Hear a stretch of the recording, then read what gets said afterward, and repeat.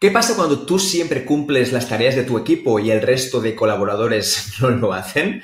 ¿Cómo se lo decimos de forma no violenta precisamente para que no se enfaden y no nos genere todavía más improductividad?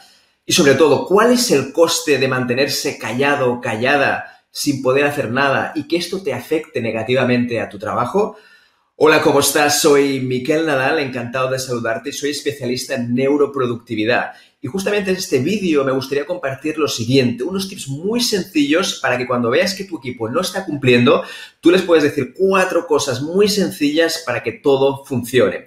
Dicho esto, es verdad que has escuchado muchas veces el tema de no, es mejor permanecer callado y no decir nada porque al final es una gestión interna. Y no les falta razón, tiene toda la razón del mundo en decirte que al final la gestión la haces tú de forma personal. Pero aquí hay una cosa clave que para mí es muy importante y es ¿qué pasa si vamos acumulando ese callar, callar, callar y finalmente no ofrecemos ninguna respuesta a esta situación? Pues que seguramente esta rabia se va a ir incrementando y algún día explotarás. Pues justamente para evitar que explotes voy a darte estos 3 tips muy sencillos que puedes aplicar en tu equipo de trabajo.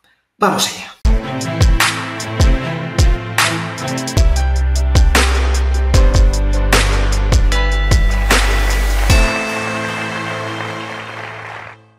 Pues bien, la primera recomendación tiene que ver en que primero hay que descubrir las veces que no has cumplido tú. Sí, sé que me estoy refiriendo a ti y no estamos hablando del resto de colaboradores, pero creo que es básico primero hacer una introspección previa para saber un poco cómo te sentiste tú el día que no cumpliste. Hay muchísimas cosas y muchísimas veces que no hemos cumplido, hay que reconocerlo y no pasa nada. Fíjate que a veces tenemos que entregar algo concreto a un compañero y por lo que sea, la fecha límite que teníamos acordada no se cumple. Imagínate que tienes que entregar una propuesta a un cliente y tu primera fase consiste en diseñar la estructura para que después la otra persona la pueda rematar estéticamente. Hasta aquí todo correcto, hasta el día que cuando lo tienes que entregar sucede un imprevisto o lo que sea y no lo puedes entregar. Ese día que no lo hiciste, me gustaría que pensaras ahora mismo cómo te sentiste y sobre todo un poco cómo lo viviste, porque es probable que la persona que después te dijo, oye, que esto no lo hiciste, es posible que después te dijera alguna cosa que no te gustara o a lo mejor te hiciera sentir de una manera determinada que tampoco te gustara. Entonces, dicho esto, piensa cómo te sentiste porque te será mucho más fácil a la hora de generar empatía para otras personas. Cuando conocemos realmente el mismo problema o la misma situación que han vivido otras personas, por supuesto nos será mucho más fácil negociar y a partir de aquí tendremos una primera batalla ganada, la de tu ego, que al final es una de las partes más importantes. ¿Cómo que esta persona no ha hecho aquello que yo quería? ¿Cómo que no ha cumplido con los plazos? Yo aquí mando y tengo que hacer mi trabajo bien. Al final, cuando tenemos esto bien trabajado, todo el resto será mucho más fácil y a partir de aquí, como veremos ahora, será mucho más sencillo comunicarlo. La segunda recomendación tiene que ver en comunicar rápido.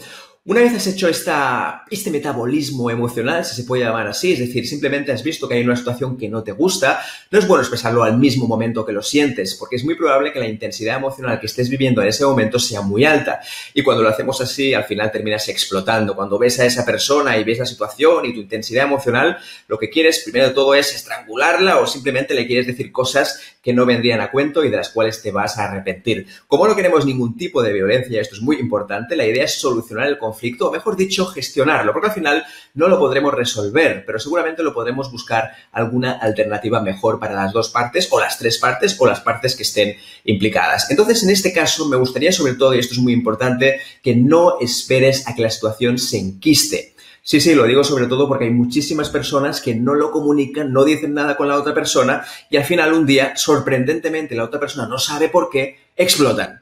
Eso evidentemente no ayuda a alimentar los ánimos de la tranquilidad, de la calma, del sosiego. Al final lo que pasa es todo lo contrario y lo que sucede es que la persona todavía siente más rabia y se genera un conflicto escalante. Dicho esto, y me gustaría decirte algo, cuando tú comuniques, esto es importante, tienes que comunicar las 2 partes. Primero la parte emocional y la otra la parte más racional. ¿Qué quiero decir con esto? Muy sencillo. La parte emocional muchas veces nos sale sola porque al final nos sentimos como traicionados, sentimos rabia, frustración, lo que sea, es enfado. Entonces, cuando nosotros vamos a comunicar, al final lo comunicamos en base a esto. Mira lo que me has hecho, mira cómo me has hecho sentir. Obviamente esto es muy importante, por lo tanto es importante bajar primero la intensidad emocional para después poderlo comunicar. Pero no hay que olvidar también la parte más racional. No porque tengamos que ser 100% racionales y pensar siempre con el córtex. Evidentemente no se trata esta la solución. Pero sí que estamos buscando que, sobre todo, cuando hables con esa persona, explícale qué ha pasado con el cliente en el cual estabas trabajando. Imagínate que no has podido presentar la propuesta. Pues, ¿qué le pasó a este cliente? Porque se enfadó, entonces el equipo repercutió y perdimos el proyecto.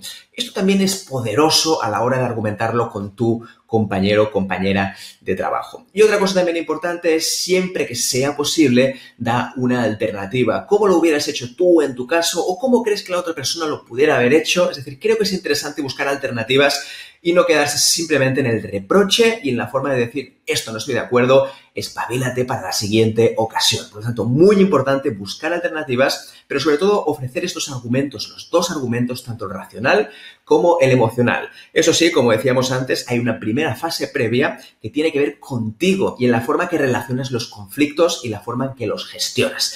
Dicho esto, si te parece, vamos allá al tercer punto.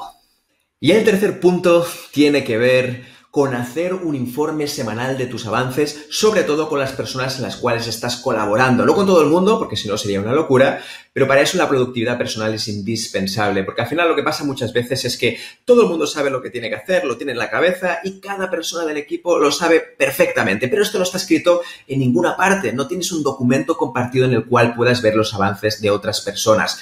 Por lo tanto, mi recomendación es muy sencilla y consiste en lo siguiente, y es que tengas un documento compartido, preferiblemente que sea en un sitio donde esté en la nube, por ejemplo, alojado, como Google Drive, OneDrive, hay millones de herramientas que sirven para esto, y que la gente lo pueda ver en tiempo real.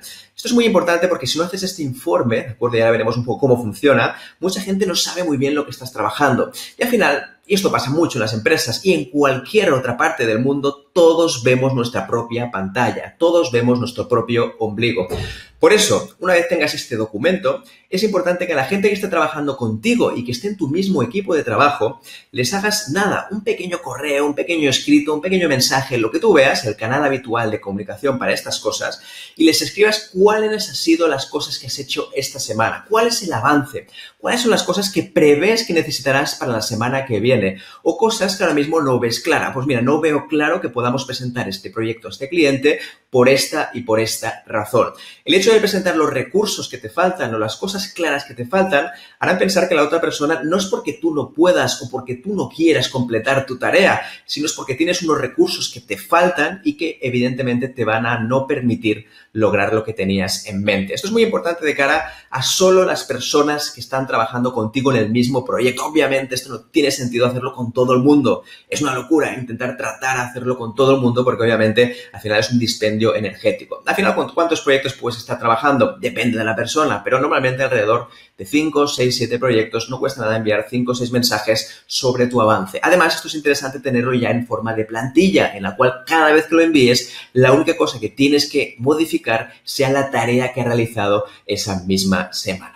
Entonces, ¿cómo lo ves? ¿Cómo ves estos tips? Me encantaría saber tu opinión, ya lo sabes, en la parte de abajo tienes la zona de comentarios para que me digas un poco cómo gestionas la improductividad de otras personas. Que esto no significa que sean ni malas, ni peores, ni malas profesionales. Al final lo que estamos buscando es soluciones para que tú puedas trabajar sobre todo más en paz y con mucha mayor efectividad. Además también, si te encuentras en YouTube y Facebook, vas a ver que en la parte superior hay un artículo donde hablo también de 4 fórmulas innovadoras, donde hablo mucho más en detalle de algunos trucos más que vas a encontrar también en este artículo y, por supuesto, me encantará saber lo que opinas. Dicho esto, un abrazo muy fuerte y nos vemos en el próximo vídeo. Hasta la próxima. Chao.